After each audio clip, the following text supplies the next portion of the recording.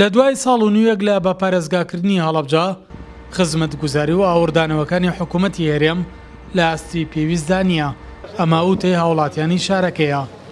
هاوکات بە دەمەوە ناوەتنی حکوومەتی هێرێم بۆ خزمەتکردن بەم پارێزگایە و قوڵترکردنەوەی گرفتە سیاسیەکان تێدا بە بڕوای ڕۆشنبیران و چالاکوانانی کۆمەڵی مەدەنی زیاتر شارەکە بەرەو پراوێزخستنە بات. بۆیە خوازن لە ئاست هەڵەبجەدا هەمیشە گرفتەکان بەلاوە بنرێت و خزمەتگوزاریەکان پێشتر بخرێت. ئێمە نیگەرانی لەوەی کە حکوومەت ئەم پارێزگایی پشتگوێ خستووە بە جددی کاری لەسەر ناکات لە ڕووی داراییەوە لە ڕووی پێگەێنانی ئەنجومەنی پارێزگاوە.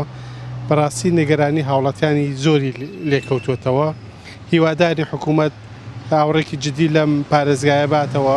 ئێمە وەکو هەڵەبجەیەکان داوا لە حکوومەتی هەرێمی کوردستان دەکەین ئەگەر بۆتە پارێزگا هەر بەناو بێ بەڕاستی ئەو پارێزگایەکی فەشەلە و خەڵکی هەڵەبجە چاوەڕێشتی باشی لێ ناکا و ئێمە بەرەو دواوە بەرە پێشمان نابوو. بۆیە داوایان لەکەین بە جددی ئاوڕێک لە هەڵەبجە بدەنەوە بەسە کاری حیزبایەتی نەکەن. پارێزگاکەی سەر بە هەر حیزبیەکە و سەر بە هەر جلایەنیەکەیە حکوومەتی هەرێمی کوردستان سەرۆکی حکوومەت جێگرەکەی بە جددی بێنە سەر خەت. بەشێکی سستی ئەو بڕیاری بە پارێزگابوونی هەڵەبجەکەوێتە ئەستۆ حیزبە سیاسیەکان کە ئەوە لە دەرخاتری قوربانیانی شاری هەڵەبجە و ئەو قوربانیانی کە خەڵکیەوێتی و گەلەکەمانیاوێتی نەکە لەسەر ئاستی پارێزگا هەڵەبجە توان بڵێم لەسەر ئاستی هەرێمی کوردستانیش بیان توانێت کێشە و ململانەکانی خۆیان وەلاوە بنێن و پێکەوە پەرلەمانی کوردستان و حکومەت جارێکی کە کارا بکرێتەوە و زایدەن شاری هەڵەبجەش بتوان تشکیلی ئەو ئەنجومەنی پارێزگای بکەن و بتوانین خزمەت بە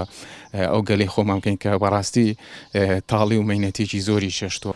جێگای ئاماژە پێدانە پێشتر لە بەدواداچوونی کوردسات نیوز ئەوە ئاشکراکرا 200 نووسراوی ڕسمی لەم پارێزگایەوە ئاراستەی سەرۆکی حکوومەتی هەرێم کراوە بۆ چارەسەرکردنی کێشە و گرفتی ئیداری و کاریگەڕی و خزمەتگوزاری. بەڵام کۆی نووسراوە ڕسمیەکان بێوەڵام بوون. ئەمەش ئەو گومانەی لای هاوڵاتیان نەیەڵاوە کە پارێزگاکەیان پراوێز خراوە.